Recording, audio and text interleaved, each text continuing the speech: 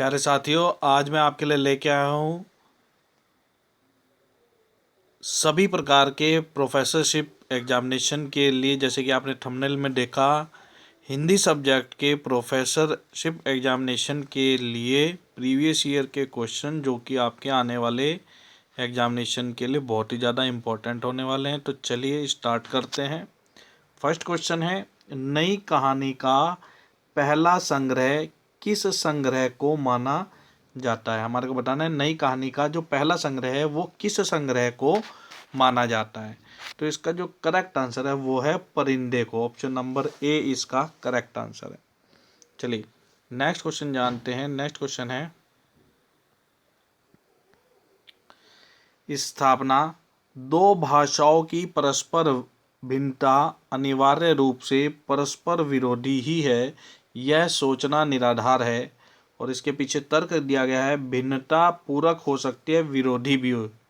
तो इस क्वेश्चन का जो करेक्ट आंसर है वो है ऑप्शन नंबर सी, स्थापना। ए पॉइंट सही है तथा आर भी सही है, यानी कि तर्क भी इसका सही है। ऑप्शन नंबर सी इसका करेक्ट आंसर है।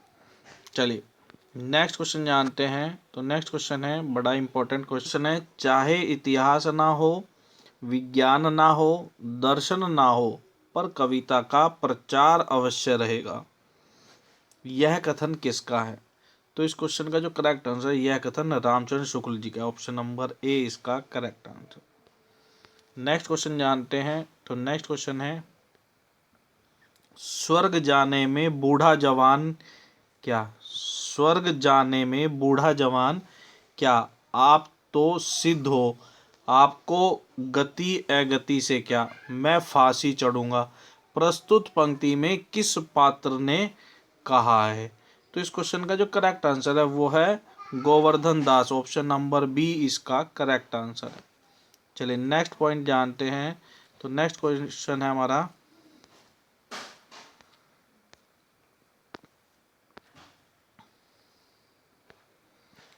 देवरानी जेठानी की कहानी का प्रकाशन वर्ष क्या है? हमारे को बताना देवरानी जेठानी जो कहानी है उसका प्रकाशन वर्ष का है क्या है? तो इस क्वेश्चन का जो करेक्ट आंसर है वो है 1870। ऑप्शन नंबर बी इसका करेक्ट आंसर है। चलिए अब नेक्स्ट क्वेश्चन जानते हैं। नेक्स्ट क्वेश्चन है, निम्नलिखित विशेषताओं में से कौन सी विशेषता प्राचीन भारतीय आर्य भाषाओं की विशेषता नहीं है? तो इस क्वेश्चन का जो करेक्ट आंसर है वो है, इसमें संज्ञा विशेषण सर्वनाम में लगने वाले तदित प्रत्ययों की संख्या 10 थी। ऑप्शन नंबर डी इसका करेक्ट आंसर है। चलिए नेक्स्ट क्वेश्चन जानते हैं।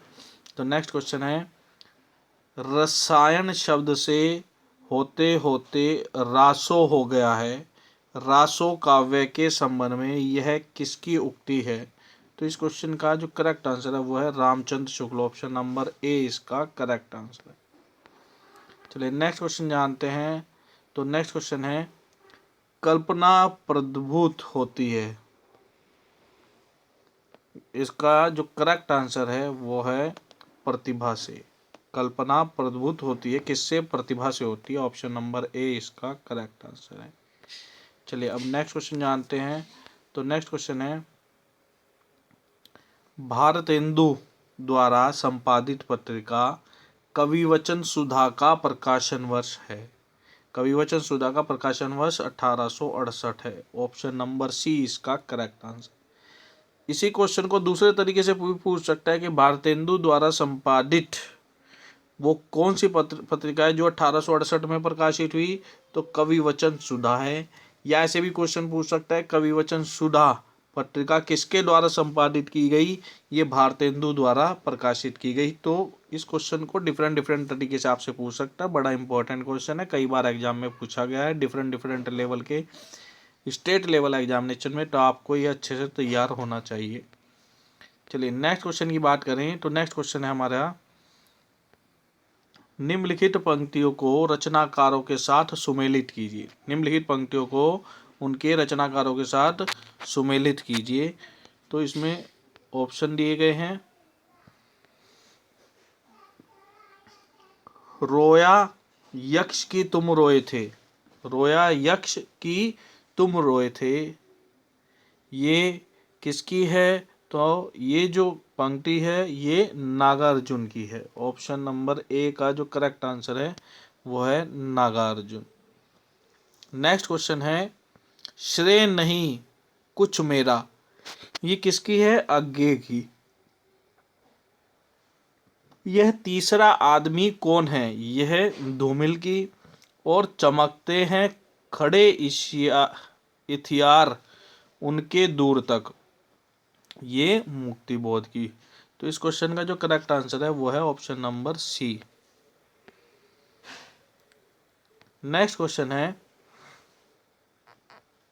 संस्कृति के 4 अध्याय की प्रस्तावना का यह अंश, यदि हम भारत को नहीं समझे तो हमारे भाव, विचार और काम सबके सब अधूरे रह जाएंगे, किनका है? यह कथन किनका है?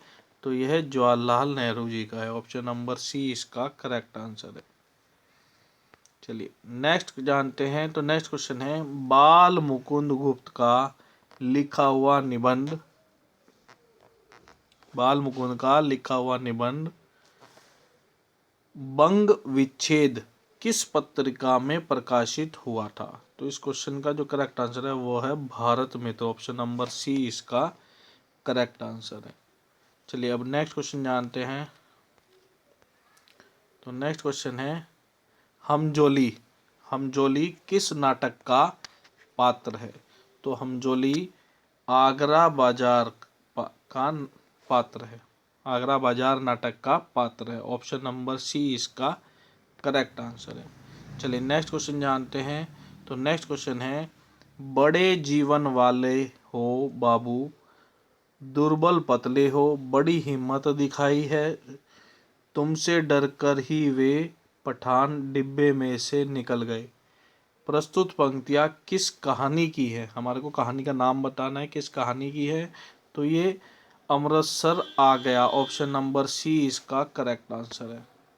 चलिए नेक्स्ट क्वेश्चन जानते हैं। तो नेक्स्ट क्वेश्चन है, खेल तमाशे की चीज़ों से भोले भाले आदमियों का जी ललचाता है, वह सौदागर की दुकान को अपने घर ले जाना चाहते हैं, परंतु बुद्धिमान अपनी जरूरी चीज़ों के सिवाय किसी पर दिल नहीं दौड़ाते। किस पात्र की यह उक्ति है? हमारे को बताना है। तो यह लाला ब्रज किशोर जी की। ऑप्शन नंबर बी इसका करेक्ट आंसर है। चलिए नेक्स्ट क्वेश्चन जानते हैं। तो नेक्स्ट क्वेश्चन है हमारा, पाली शब्द की उत्पत्ति किस शब्द से नहीं मानी जाती है? नहीं मानी जाती है, पाली शब्द की उत्पत्ति किस शब्द से नहीं मानी जाती है? तो पालित। ऑप्शन नंबर बी इसका सही आंसर है। चलिए नेक्स्ट क्वेश्चन जानते हैं। तो नेक्स्ट क्वेश्चन है, एक गुनी ने यह गुण कीना, हरियल पिंजरे में दे दीना, देखा जादूगर का हाल, डाले हरा निकाले लाल, किस काव्य रूप से संबंधित ये पंक्तियां हैं? तो इसका जो करेक्ट आंसर है वो है पहेली। ऑप्शन नंबर बी इसका करेक्ट आंसर है। चलिए अब नेक्स्ट क्वेश्चन जानते हैं। तो नेक्स्ट क्वेश्चन है, वर्ड्सवर्थ ने किसे अधिक स्थायी और दार्शनिक भाषा कहा है? वर्ड्सवर्थ ने किसे अधिक स्थायी और दार्शनिक भाषा कहा है?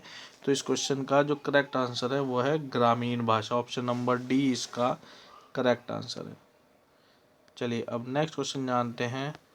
तो नेक्स्ट क्वेश्चन है हमारा,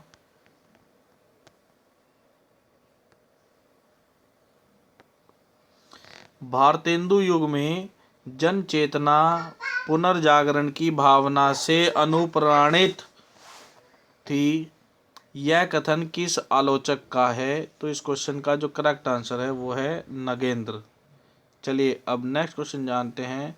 तो नेक्स्ट क्वेश्चन है, प्रिय प्रवास के लिए हरिऔध ने कौन सा नाम पहले रखा था? तो इस क्वेश्चन का जो करेक्ट आंसर है वो है ब्रजांगना विलाप, ऑप्शन नंबर बी इसका करेक्ट आंसर है।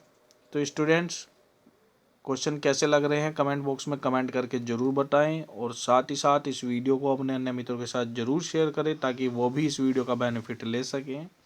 ये important question previous year exam में, स्टेट लेवल एग्जाम में पूछे जा चुके हैं।